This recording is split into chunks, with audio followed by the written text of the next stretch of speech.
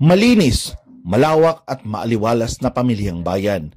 Ganito ang mukha ng bagong public market na ipinatayo ng Bangsamoro Government sa Barangay Dato Binasing, Pigcawayan Cluster sa Special Geographic Area na na-turn over nitong Lunes sa pangunguna ni MILG Minister Attorney Nagib Sinarimbo. Ang dalawang palapag na pamilyang bayan ay siyang magiging sentro ng komersyo sa bahagi na ito ng SGA Pigcawayan Cluster. 25 million pesos ang halaga ng proyekto na sinimulang ipatayo nitong nakalipas na taon at natapos din nitong Setyembre ngayong taon. Kumpleto sa pasilidad tulad ng tubig, kuryente, mga comfort rooms, maging opisina ng market administrator.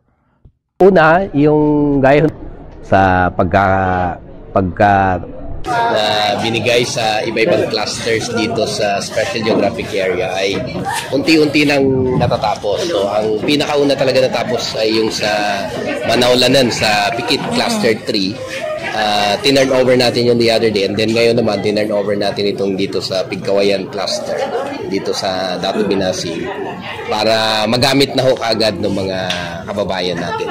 So gusto nating i-congratulate yung LGU ng Dato Binasing at saka yung Pigcawayan Cluster sa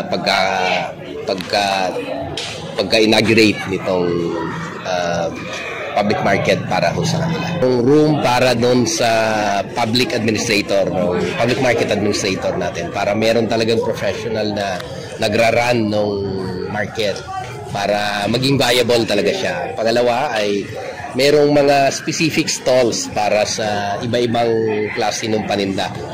Like mga cellphones o iba pang gamit na gustong ibenta. So may stalls for that. Meron ding open space na pwedeng dry goods. Meron tayong section para sa wet na goods.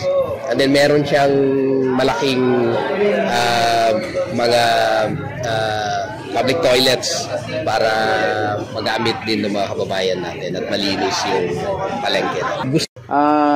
May mga zoning ho yan, no? Dito sa baba, yung wet market at saka yung dried fish, may kapihan. Yung doon sa taas, depende ho doon sa ating market administrator kung paano niya gagawin yung plano. Ito naman ay collaboration naman ito sa mga punong barangays, no? Kung halimbawang may gagawing plano sa taas or convention ba or nakadepende ho doon sa na-hire na public market nitong.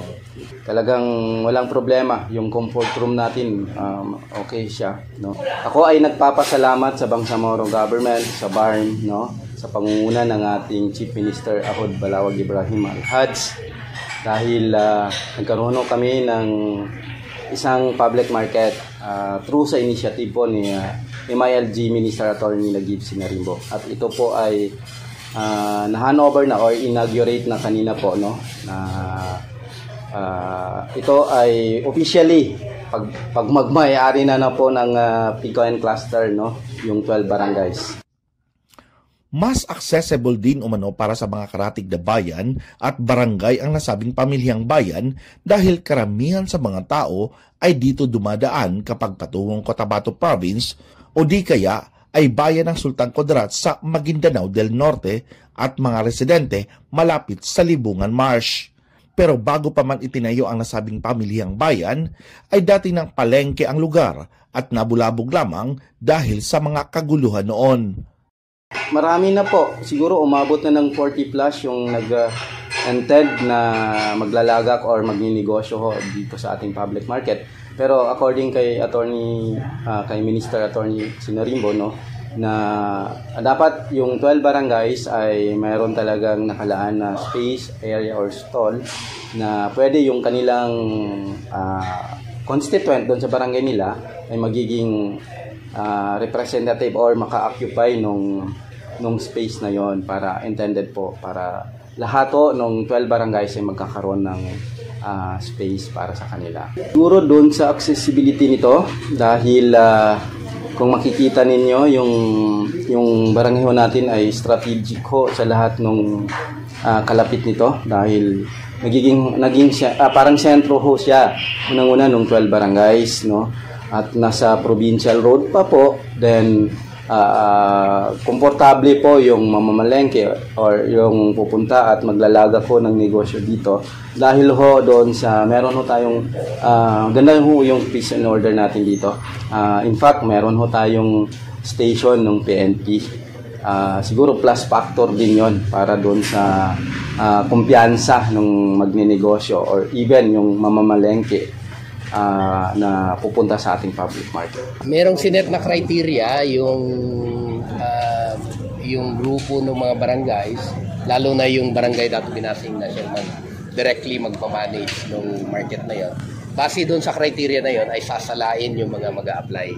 Alam mo, isa sa mga criteria nila, hindi pwedeng pare-pareho ng binibenta ang nasa loob ng palengke.